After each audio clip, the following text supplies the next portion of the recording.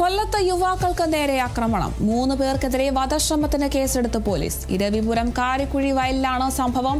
പരിക്കേറ്റ യുവാക്കൾ ചികിത്സയിലാണ്. ക്രിക്കറ്റ് കളിക്കാനെത്തിയവരുമായി പ്രതികൾ തർക്കത്തിലേർപ്പെടുകയും തുടർന്ന് മാരകായുധങ്ങളുമായി ആക്രമിക്കുകയുമായിരുന്നുവെന്ന് പോലീസ് പറഞ്ഞു. കാരിക്കുഴി സ്വദേശികളായ വിഷ്ണു, അർഷാദ്, അഖിൽ, അനിൽ എന്നിവർക്കെതിരെയാണ് ഇരവിപുരം പോലീസ് കേസെടുത്തത്. സംഭവത്തിൽ പ്രദേശമൊട്ടാകെ ലഹരി സംഘങ്ങളുടെ താവളമാണെന്നും പോലീസ് പെട്രോളിംഗ് ശക്തമാക്കണമെന്നും നാട്ടുകാർ ആവശ്യപ്പെട്ടു.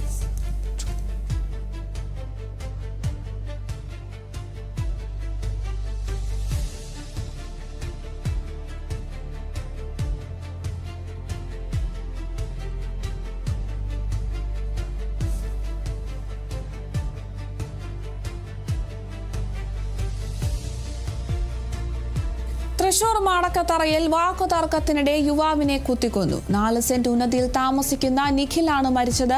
സംഭവത്തിൽ പ്രദേശവാസിയായ ജിൻഡോയെ മണ്ണുത്തി പോലീസ് അറസ്റ്റ് ചെയ്തു. ഇന്നലെ രാത്രി 10:30യോടെയായിരുന്നു സംഭവം.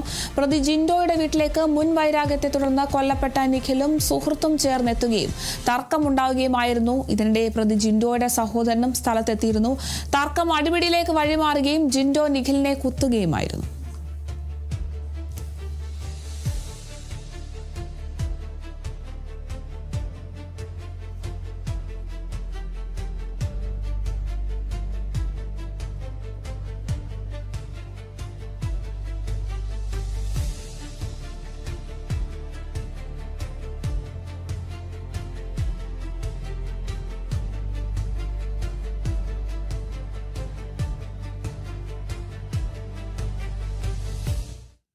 പത്തനംതിട്ടയിൽ MDMAയുമായി യുവാവ് പിടിയിൽ. പത്തനംതിട്ട കോന്നി സ്വദേശി പ്രസാദ് നിലയം വീട്ടിൽ ദേവനാരായണനെയാണ് പോലീസ് പിടികൂടിയത്.